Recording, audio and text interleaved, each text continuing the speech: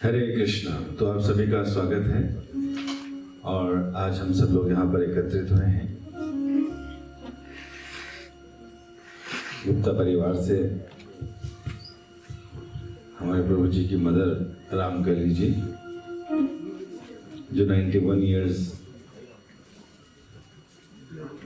के बाद भगवान के चरणों को प्राप्त हुई।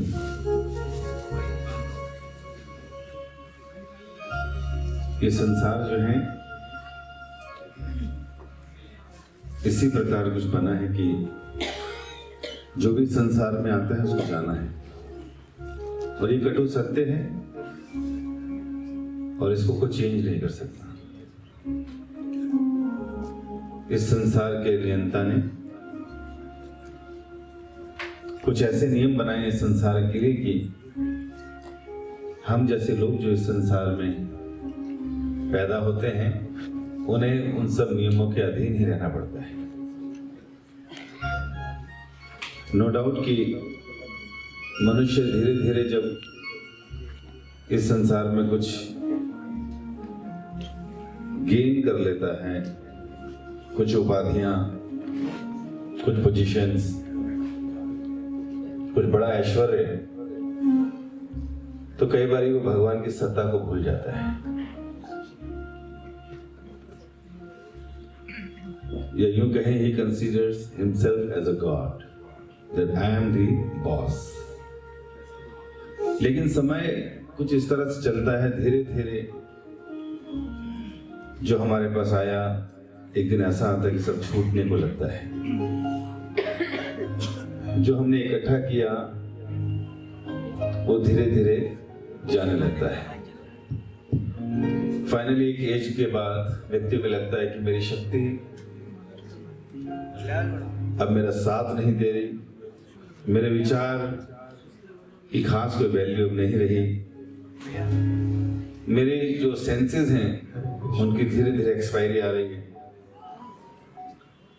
फाइनली मुझे जाना होगा। लेकिन कहते हैं कि जो व्यक्ति ने पूरा जीवन 50, 60, 70 सालों में किया है,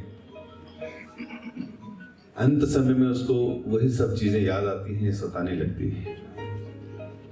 जो लोग बहुत ही ज्यादा मटेरियली एनग्रॉस्ड हैं, इस मटेरियल वर्ल्ड को खूब एंजॉय करना चाहते हैं, तो उनका प्रैक्टिस हुआ है इस तरह से कि उसको इस बात की इनसिक्योरिटी और फियर रहता है कि अब मैं और नहीं भोग कर पाऊंगा।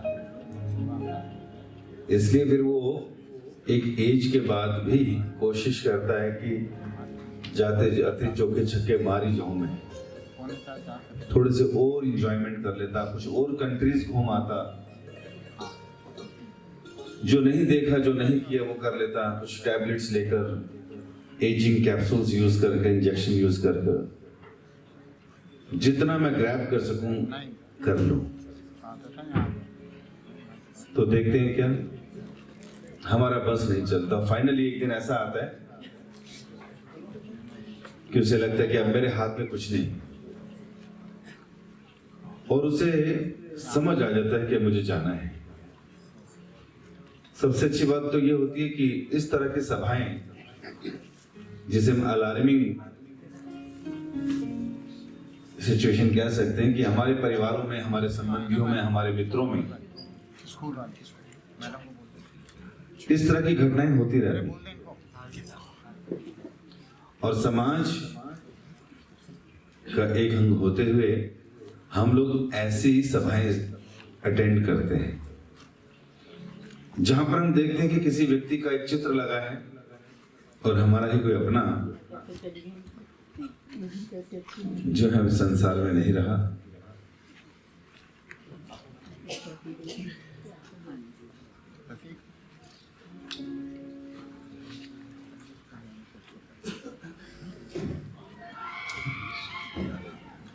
तो इस तरह से थोड़ा सा वैराग्य उत्पन्न होता है जीवन में कि अरे जिनसे हम बात करते थे, जो हमारे अपने थे, जिनके साथ उठना बैठना था, अचानक वो कहां गए।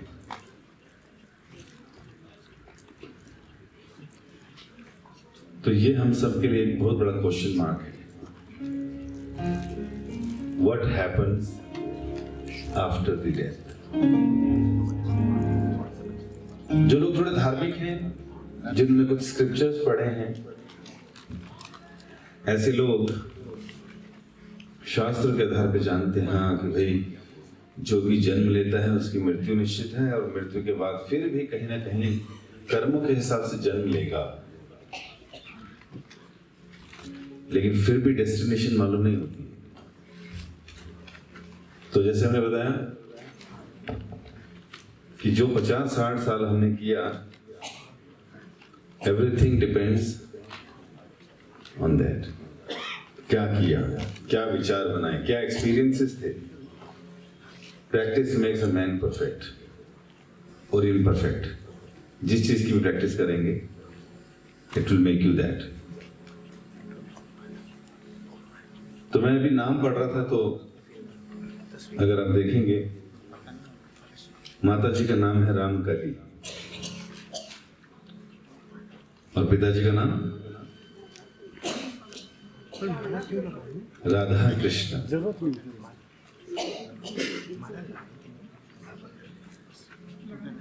पहले के लोगों के नाम इसी तरह होते थे।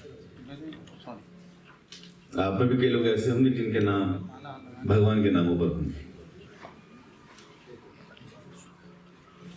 पहले के लोग धार्मिक थे, समझदार थे, पर्पस ऑफ लाइफ जानते थे, इसलिए नामकरण भी भगवान के नामों पे करते थे, ताकि सुबह शाम जब भी पुकारे, अरे राधा कृष्ण, अरे राम कली, इन नामों से पुकारे ताकि भगवान का नाम हमारे जीवा पे आए।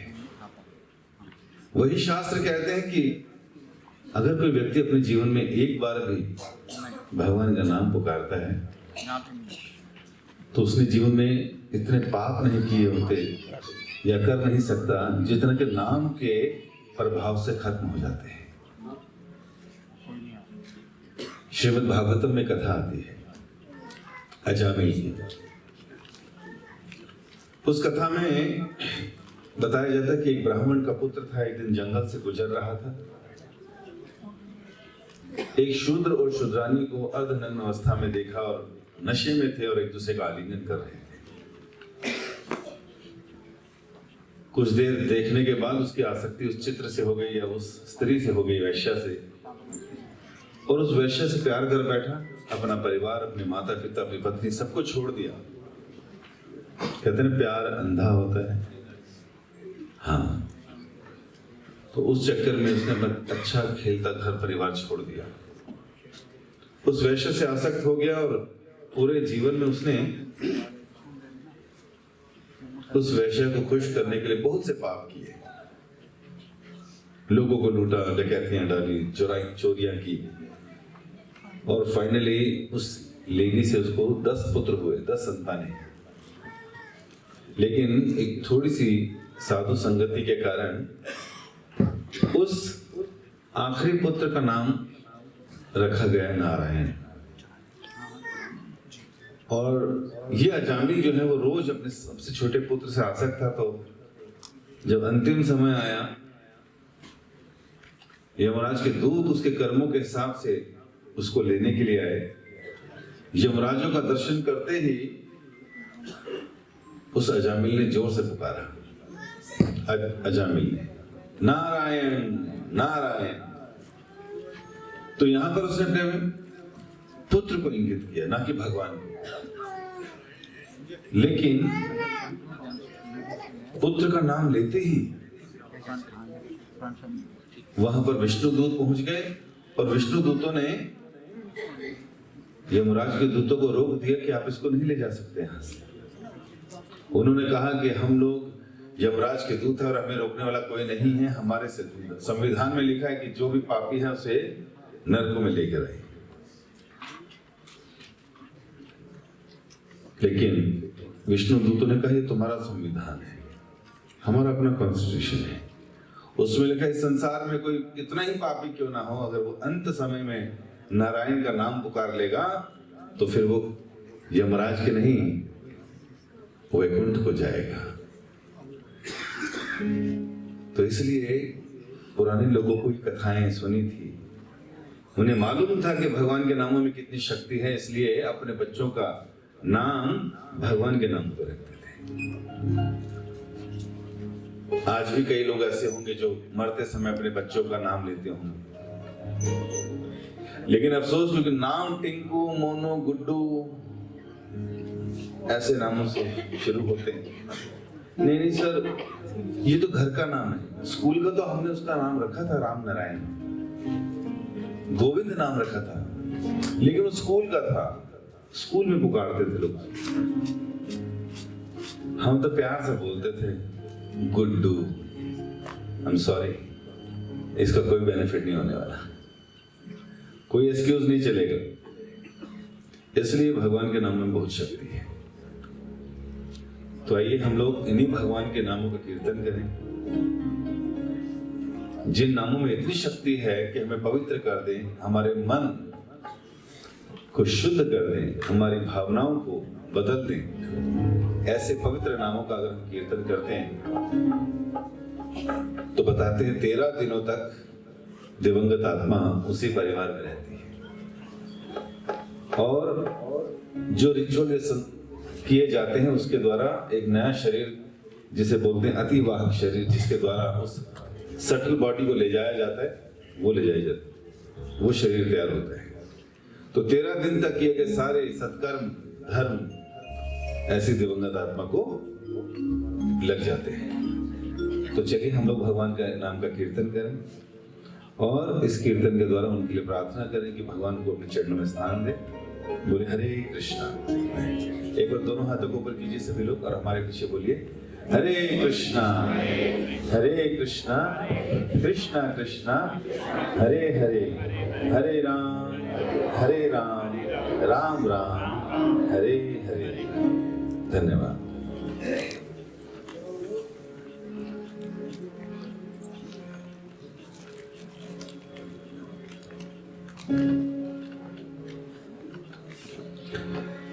हरे कृष्णा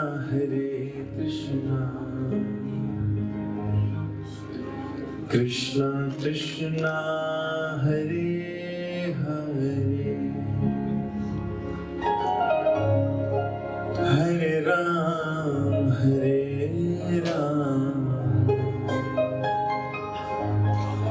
राम राम हरे हरे, हरे कृष्णा कृष्णा कृष्णा हरे हरे, हरे राम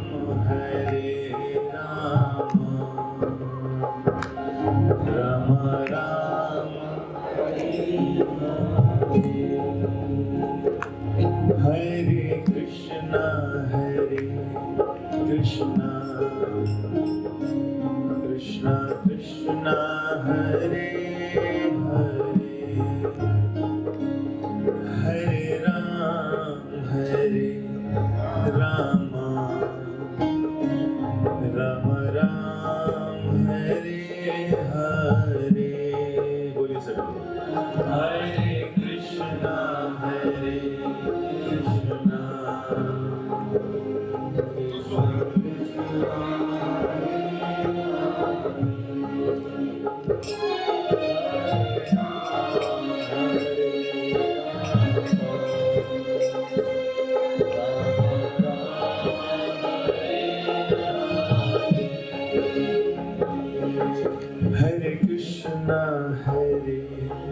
कृष्णा कृष्णा कृष्णा हरे हरे, हरे राम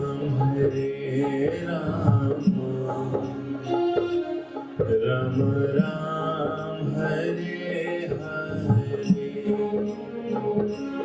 हरे कृष्णा कृष्णा कृष्णा कृष्णा हरे हरे, हरे राम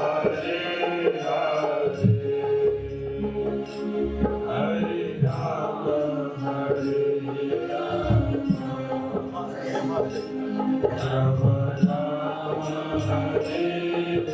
हरे,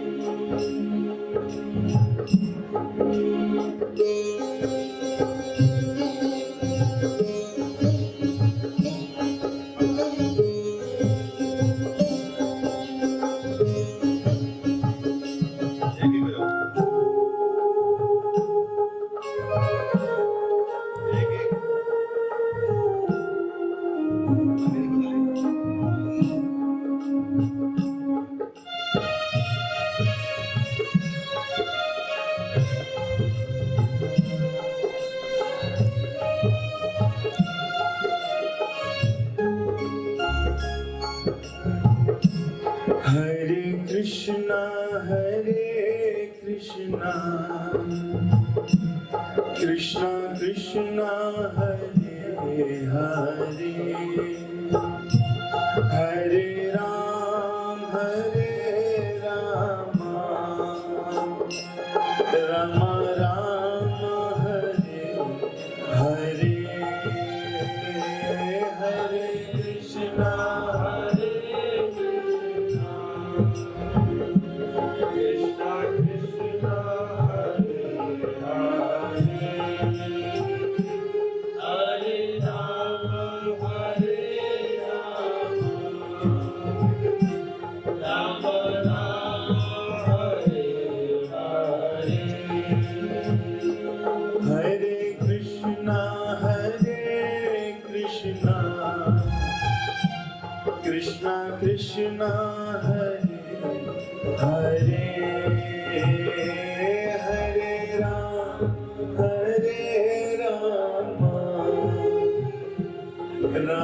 राम हरे हरे।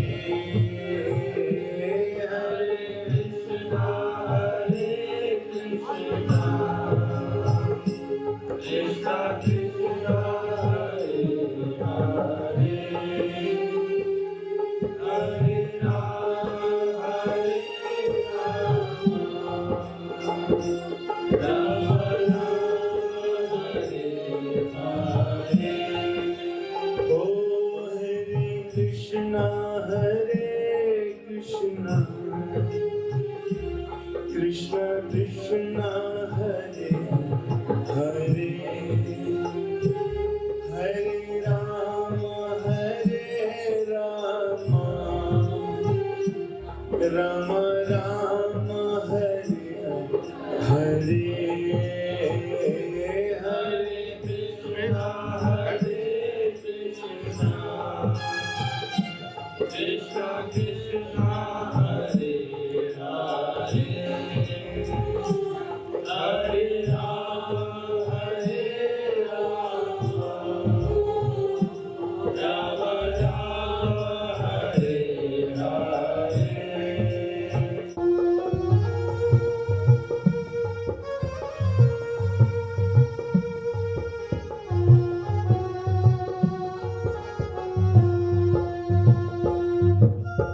हरे। हरे कृष्णा कृष्णा कृष्णा हरे हरे, हरे राम राम राम हरे हरे, हरे कृष्णा कृष्णा कृष्णा हरे हरे, हरे राम राम राम हरे हरे। ओ गोविंद जय जय गोपाल जय जय गोविंद जय जय गोपाल जय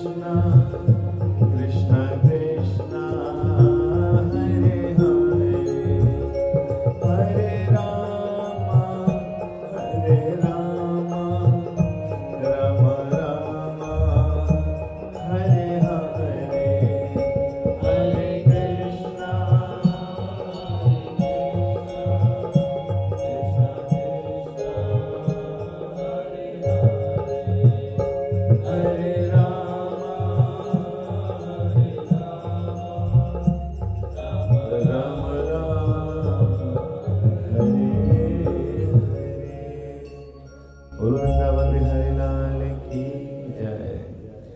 हरे कृष्णा। तो इसलिए अलग अलग युगों में अपने उद्धार का अलग अलग तरीका था। हम सबने सुना होगा 4 प्रकार के युग होते हैं, सतयुग, त्रेता युग, द्वापर और कलयुग। कहते हैं कृते यद ध्याय तो विष्णु त्रेतायाम यजतो मखे द्वापरे परिचर्यायाम कलो तद हरि कीर्तनाद। सतयुग में भगवान की प्राप्ति ध्यान लगा के हो जाती थी, उम्र भी ज्यादा थी, पीसफुल टाइम रहता था। सात्विक वृत्ति के लोग थे, अपनी उम्र का काफी लंबा समय वो ध्यान लगाकर भगवान की प्राप्ति कर लेते थे। त्रेतायाम यजतो मखे, त्रेता युग में विधि बदल गई, उम्र कम हो गई, यज्ञ विधि शुरू हुई। अब लोग बड़े अनुष्ठान करते थे, यज्ञ, अश्वमेध यज्ञ, राजसूय यज्ञ, और अपना उद्धार कर लेते थे। थोड़ा इको हो रहा था। और फिर आया द्वापर युग, जो कि अभी कलयुग से पीछे था। उस युग में अर्चनम विधि शुरू हुई, विग्रहों को बनाकर बड़े बड़े मंदिरों का निर्माण कर कर भगवान की अर्चना करते थे लोग। उसके बाद आया कलयुग, जिसमें कि हम सब लोग आए। कहा कलो तद हरि कीर्तनाद। कलयुग में लोगों का उद्धार होगा हरि के कीर्तन से, इसका नाद करने से। कितना आसान तरीका दे दिया। हम लोगों को गुफाओं में जाने की जरूरत नहीं, हिमालयाज में जाने की जरूरत नहीं। क्या करना है? खाली जहां पर है वहीं पर रहकर कीर्तन करना। That's all. हमें बड़े बड़े यज्ञ नहीं करने, उसके लिए बहुत पैसा नहीं खर्चना। लेकिन क्या बताया गया कि वो प्राप्ति जो यज्ञ करके हो जाती थी, कलयुग में हरि के गुणगान से हो जाएगी। बड़े मंदिरों का निर्माण कर कर हजारों लाखों रुपया नहीं खर्च करना अर्चनम के लिए। जो हम लोगों को मिलने वाला है कलयुग में, वो है वो प्रेम, कृष्ण प्रेम, इस हरि नाम कीर्तन से, जो कि बहुत आसान है। केवल जीवा को हिलाना है और भगवान को पाना है। अच्छा, ये विधि ऐसा नहीं है कि केवल सनातन धर्म में या हिंदू धर्म में ही भगवान के नाम के उच्चारण की बात कही गई है। अगर कोई चीज किसी के उद्धार के लिए है तो वो सभी धर्मों में होगी। तो अगर दूसरे धर्मों में हम देखते हैं तो पता चलता है इस्लाम में भी अल्लाह के 99 नामों के उच्चारण की बात कही जाती है। 99 नेम्स ऑफ अल्लाह। अल्लाह मतलब जो बहुत मान, अल रहीम, हर व्यक्ति पर कृपा करने वाला। ऐसे ऐसे नामों से भगवान को पुकारा गया है। क्रिश्चियनिटी में बोला गया है 10 कमांडमेंट्स में एक कमांडमेंट थी, thou should chant the holy name of the lord, कि तुम्हें जो है भगवान के नामों का जप करना चाहिए। इसलिए वो रोजरी बीट्स पर भगवान के नामों का जप करते हैं। अरे, इस्लामिक लोग भी नाम ले रहे हैं, क्रिश्चियंस लोगों को भी नाम ही बताया है, और सिखिज्म तो नामों से भरा है।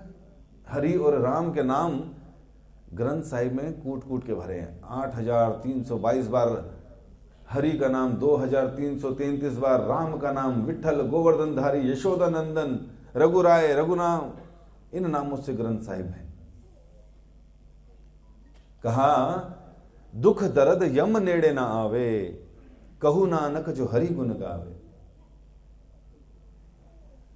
ऐसे व्यक्ति के जीवन में ना तो दुख आते हैं, ना दर्द आते हैं, और ना ही यमराज उसके नजदीक आते हैं।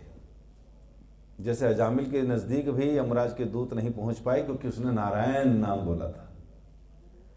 यहां पर बता रहे हैं ग्रंथ साहिब में कि जो हरि का गुण गाएगा उसके नजदीक, वो यमराज के नजदीक भी नहीं जाएगा। और बृहद नारद पुराण में लिखा है हरे नाम हरे नाम हरे नाम एव केवलम कलो नास्तेव नास्तेव नास्तेव गतिर अन्यथा। गति नहीं है हरि के नाम के बगैर। इसलिए कहा 3 बार कलयुग में अगर उद्धार करना है तो हरि का नाम, केवल हरि का नाम और केवल हरि के नाम से होगी। दूसरा कोई रास्ता नहीं, कोई रास्ता नहीं, कोई रास्ता नहीं। इसलिए संसार में गति का सबसे सरल तरीका है भगवान के नामों का उच्चारण। उनके नामों का कीर्तन। भगवान को पता था कलयुग के लोग आलसी होंगे, घूमने वाले होंगे, नाचने में ज्यादा रुचि रहेगी, ये लोग तपस्या नहीं कर पाएंगे हिमालयों में जाकर, ये लोग यज्ञ करने के लिए बैठ नहीं पाएंगे, इनका प्रोनाउंसिएशन बड़ा खराब होगा। और ओब्वियसली हमारे तो नाम ऐसी लैंग्वेजेस हम बोलते हैं कि कुछ का कुछ निकल जाता है। तो भगवान ने वो सरल तरीका दिया। 500 साल पहले चैतन्य महाप्रभु आए और उन्होंने कहा कि जो व्यक्ति इस कलयुग में भगवान के नामों का जप करेगा उसका उद्धार हो जाएगा, उसको गति प्राप्त हो जाएगी। इसलिए देखिए हमारे घरों में लोग भगवान के नामों पर ही लोगों का नाम रखते हैं। तो पूरा जीवन हमें यही प्रैक्टिस करनी है। जैसे इतना बड़ा शिप एक छोटे से रडार से चलता है, डायरेक्शन देता है, उसको किस डायरेक्शन में लेके जाना है। इतने बड़े शिप को 1000 लोग बैठे हैं अंदर, एक छोटा सा रडार उसको उसकी डेस्टिनेशन पे लेके जाता है। वैसे ही हमारा जो बॉडी है ये भी एक शिप के समान है, और उसका जो रडार है वो क्या है? हमारी टंग, जिह्वा। ये डिसाइड करेगी हम कौन सी योनि पे जाने वाले हैं मरने के बाद। तो जो लोग पूरे सांसारिक बातों में लगे रहते हैं, बहुत कुछ टेस्ट करते हैं संसार में, तो समझ लीजिए डेस्टिनेशन नहीं जाएंगे। लेकिन इसी जगह से, इसी रडार से हम लोग फाइनल डेस्टिनेशन की तरफ जा सकते हैं, which is the lotus feet of Krishna, भगवान के चरण कमल। तो ये हमने अपनी लाइफ को डायरेक्ट करना है। इसलिए जो रडार है इसका इस्तेमाल करना है। कैसे इस्तेमाल करेंगे? हरे कृष्ण कृष्ण कृष्ण हरे हरे, हरे राम राम राम हरे हरे। ऐसे नामों का उच्चारण करके हम अपना ध्यान दे सकते हैं। अन्यथा 84 लाख प्रकार की योनियां बताई गई। जलजा नवलक्षाणी स्थावरा लक्ष्मीशति कर्मयो रुद्र संख्या का 10 लक्षणाम पक्षिणाम 30 लक्षानी पार्श्व चतुर्लक्षानी मनुष्य। कह रहे हैं 9 लाख तो पानी के अंदर है, एक्वेटिक्स। आप देखते रहिए डिस्कवरी चैनल, रोज नई नई मछली दिखाएंगे आपको कैमरामैन, उनके एपिसोड ही खत्म नहीं होते। वैरायटी कितनी है? 9 लाख की। प्लांट एंड ट्रीज 20 लाख प्रकार के। जगदीश चंद्र बोस ने बताया था प्लांट्स हैव लाइफ, नोबेल पुरस्कार मिला था उनको। और भी रिसर्च की गई, उन प्लांट्स के ऊपर कई तरह के इक्विपमेंट्स लगा दिए और मॉनिटर पर देखा कि अगर हम प्लांट को जलाते हैं तो इसके अंदर क्या फीलिंग्स होती है। तो वही फीलिंग्स थी जब किसी आदमी को जलाएं, स्क्रीमिंग करेगा, रोएगा, दर्द होगा, तो वो सेम फीलिंग प्लांट्स को भी थी।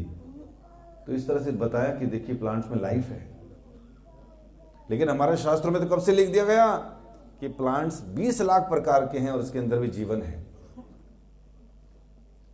11 लाख प्रकार के रेप्टाइल्स हैं, रेंगने वाले जीव, 10 लाख प्रकार के उड़ने वाले पक्षी, 30 लाख प्रकार के पशु, केवल 4 लाख प्रकार के मनुष्य योनियां जो अलग अलग मानसिकता और चेतना के हिसाब से अलग है।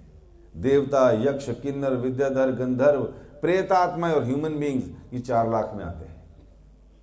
इन 84 लाख में केवल एक ही योनि ऐसी है जिसे कर्म योनि कहा गया, अर्थात जहां पर कर्म के लिए अकाउंटेबल होते हैं। इसके अलावा जो योनियां हैं पशु की, पक्षियों की, इसमें कर्म का फल नहीं लगता, ये भोग योनियां हैं। भोग योनियां मतलब ये तो हमारा रिजल्ट है, रिएक्शन है हमारे कर्मों का। तो शेर अगर बकरे को खा लेगा तो उसको पाप नहीं लगेगा, लेकिन हाँ ह्यूमन बीइंग्स अगर कुछ ऐसा नियम तोड़ते हैं तो उसका रिएक्शन है। इसलिए बताया गया है कि अपने उद्धार के लिए व्यक्ति को भगवान की शरण में जाना चाहिए। उसे चाहिए कि वो प्रैक्टिस करे, अभी से प्रैक्टिस करे, और प्रैक्टिस कर कर कर इस तरह से ट्रेंड हो जाए कि अंत नारायण स्मृति, अंत समय में नारायण की स्मृति हो जाए। इसलिए हम पूरा जीवन धर्म, अर्थ, काम, मोक्ष में से केवल 2 चीजें करते हैं।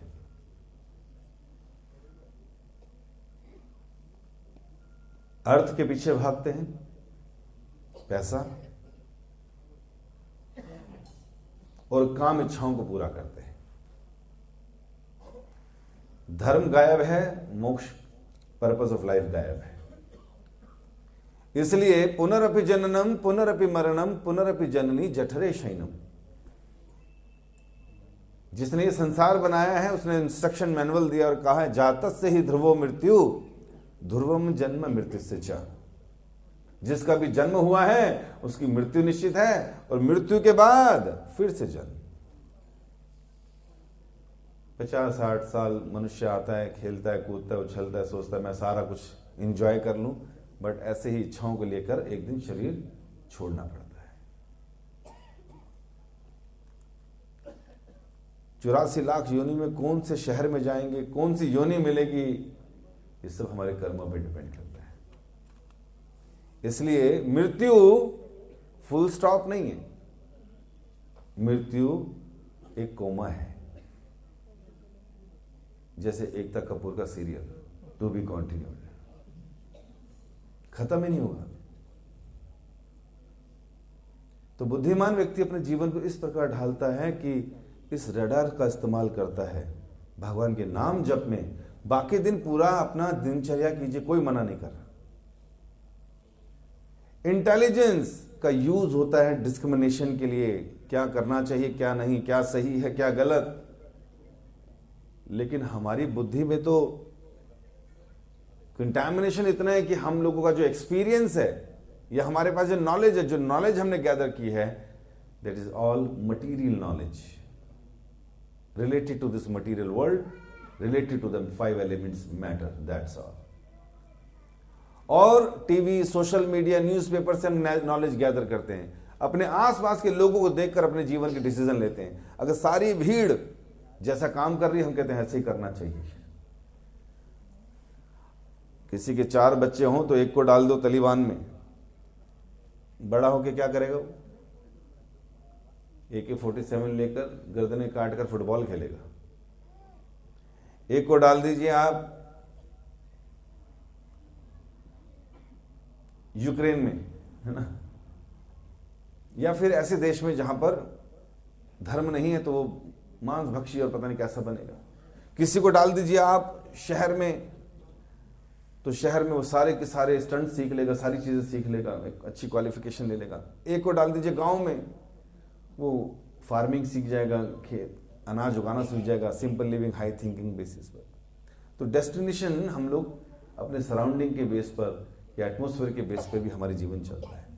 इसलिए हमें चाहिए कि हम अपना जीवन सात्विक बनाएं, सरल जीवन, और जितना अधिक हो सके भगवत गीता जैसे, रामायण जैसे, या हमारे जो स्क्रिप्चर्स मिले उन ग्रंथों को पढ़ें।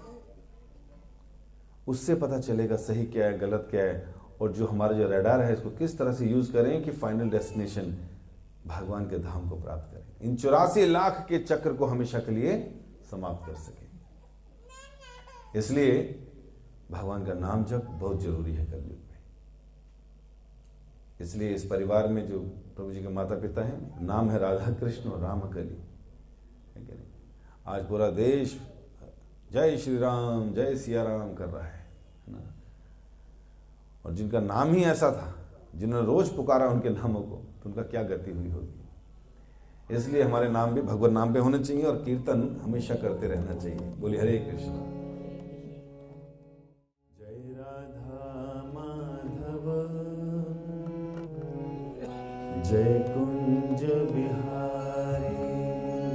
बोलिए जय राधा माधव,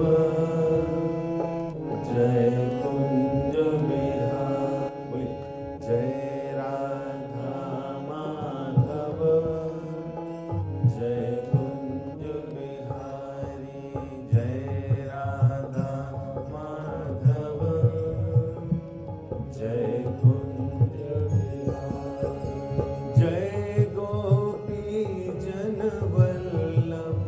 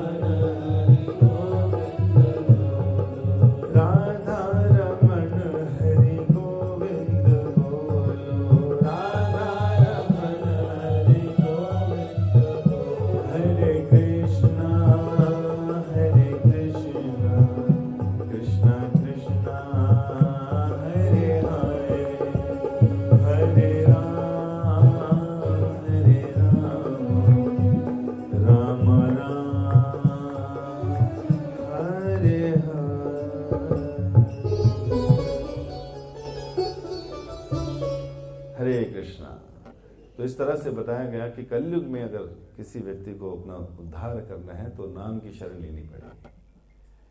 और शास्त्रों में पद्म पुराण इत्यादि में कहा गया है, उसमें कहा गया है कि गोकोटि दानम ग्रहणे खगस्य प्रयाग गंगोदक कल्पवास यज्ञो युता सुमेरु सुवर्ण दानम गोविंद कीर्तने न समासतांशे।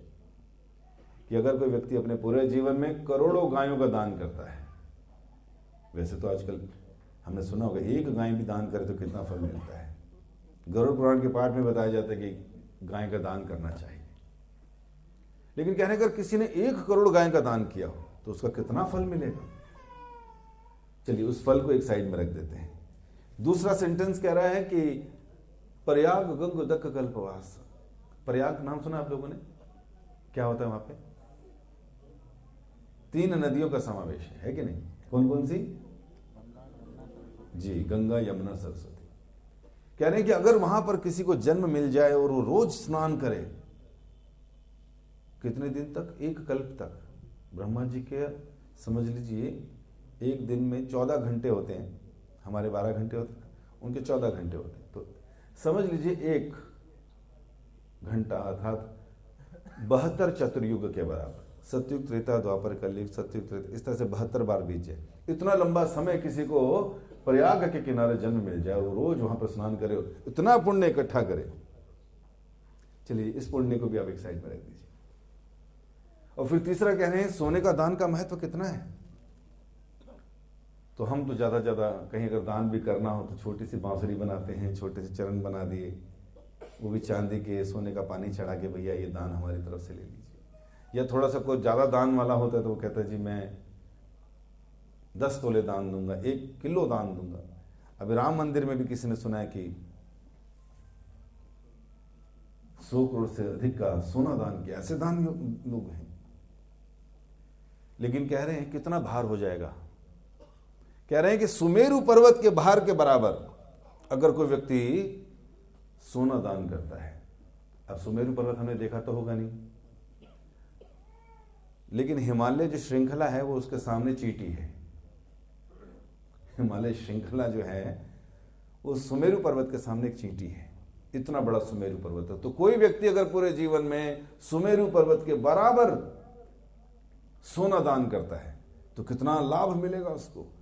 तो 3 लाभ हो गए। किस किस का? करोड़ गाय दान देने का लाभ, प्रयाग में 1 कल्प तक स्नान का लाभ, और सुमेरु पर्वत के बराबर सोना दान का लाभ। तो कह रहे हैं गोविंद कीर्तने न सपा शतांश। जो हम ये गोविंद का कीर्तन कर रहे हैं ना, इसके 100वें भाग के बराबर भी नहीं हो तीनों फल। कोई तुलना नहीं कर सकता। हम लोगों को लगेगा ये अतिशयोक्ति है, जी ऐसा नहीं है। शास्त्रों में जिसकी जितनी रुचि, जितना उसका विश्वास, उसके ऊपर 80 डिग्री से काम करती है चीजें। अगर विश्वास नहीं है फिर भी कुछ धार्मिक कृत्य कर रहा है तो लाभ उसका भी मिलेगा। जैसे अग्नि में बच्चा हाथ डाले या कोई वृद्ध हाथ डाले, आंखें बंद करके हाथ डाले, अग्नि अपना काम पूरा करती है। उसी तरह भगवान के नाम इतने पवित्र हैं कि कोई भी व्यक्ति भगवान के नामों को के टच में आएगा या उसका नाम जप करेगा तो उसको लाभ मिलेगा ही मिलेगा। और अगर सिंसियरली कर लिया तो उसकी बात ही क्या है। तो आज हम रामकली जी के श्रद्धांजलि सभा में आए हैं, देने आए थे श्रद्धांजलि, लेकिन ये ज्ञानांजलि हमको प्राप्त हो गई, ज्ञान प्राप्त हुआ। इतना नाम हमने जपा, उसका लाभ उनको तो मिलेगा, साथ में हमें भी मिलेगा। इसलिए कुछ सच्चाइयां तो अब हमने सीख लेनी चाहिए। श्रीमद् भागवतम अगर आपने सुना हो या पढ़ा हो थोड़ा बहुत, आपको याद होगा एक हिरणाक्ष और हिरण्यकश्यप नाम के असुर हुए थे। ये करोलबाग से थे, नहीं इधर से नहीं थे। ये लोग थे जय और विजय, जिन्हें श्राप मिला था और असुर परिवार में जन्मे थे। तो जो हिरणाक्ष था उसका वध किया था किसने?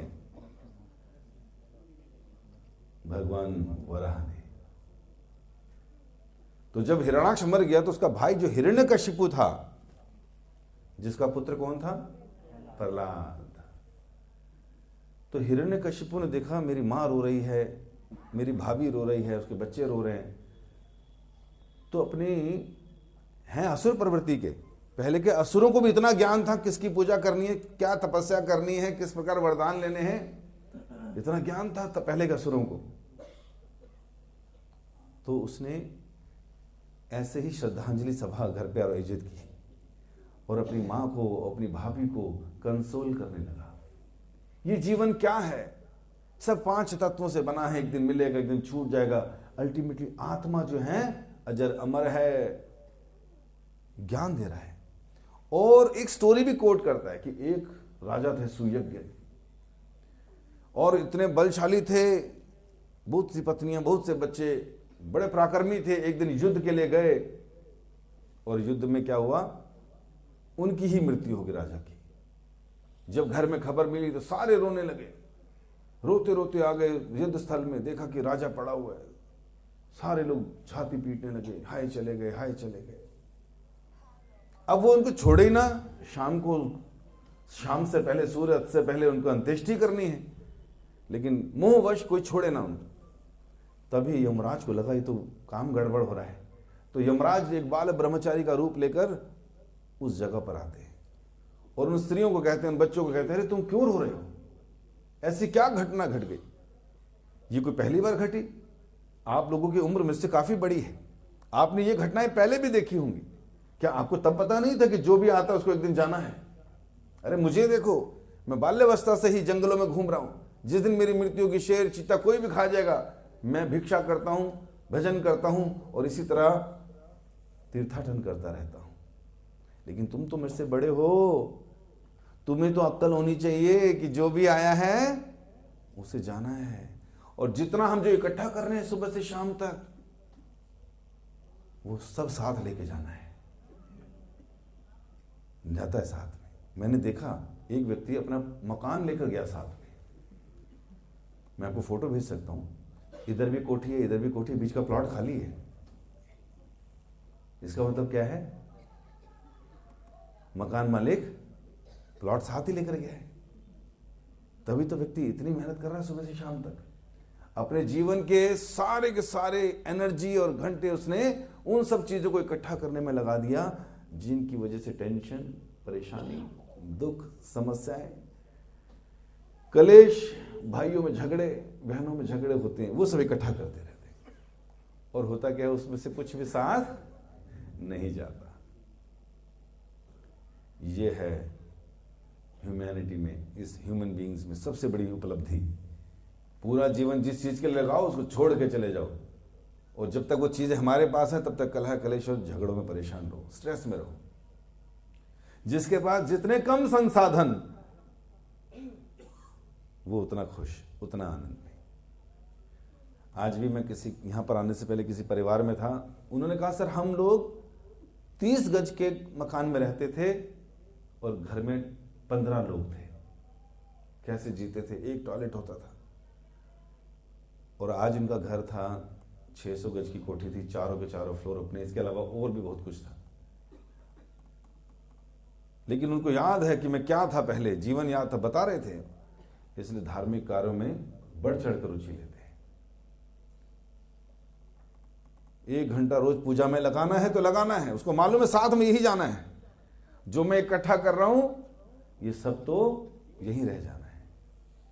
इसलिए इस तरह की सभाओं से हमें पता चलता है ultimately one has to go, कुछ साथ नहीं जाना। सो अभी से प्रैक्टिस करना, हरे कृष्ण कृष्ण कृष्ण हरे हरे, हरे राम राम राम। ये निरंतर जप चलता रहना चाहिए। खाते पीते, उठते बैठते, गाड़ी ड्राइव करते, जब कोई नहीं है आसपास तो जप लीजिए ना, क्या दिक्कत है। सुबह रोज भगवान के नाम से शुरू होनी चाहिए, तब मॉर्निंग गुड होगी। आसुरी प्रवृत्ति के साथ कुछ भी मार के खा जाना, किसी को निपटा देना और फिर सोचे कि गुड मॉर्निंग से कुछ होगा, नो। सात्विक जीवन जी, खुशहाल जीवन जी। क्योंकि इतना कुछ खाने पीने के बाद डॉक्टर कहता सर नहीं आपकी डाइट प्लान सर ये है, अब आपको सलाद खाना है सर, स्प्राउट्स खाने हैं आपको, मीठे से दूर रहिएगा, थोड़ा सा वॉक करना है, थोड़ा प्राणायाम कीजिएगा। यार यही करने के लिए मैंने इतना इकट्ठा किया था। अब जब सब कुछ आ गया और सोच रहा हूँ खाऊं, तो बीपी शुगर पीछे पड़ जाते हैं हमारे। हर व्यक्ति गोलियों में जी रहे हैं। तो इसलिए जीवन को सरल बनाइए, धार्मिक बनाइए और इस तरह से अपने जीवन को सार्थक कीजिए। आप सबका बहुत बहुत धन्यवाद। हरे कृष्णा।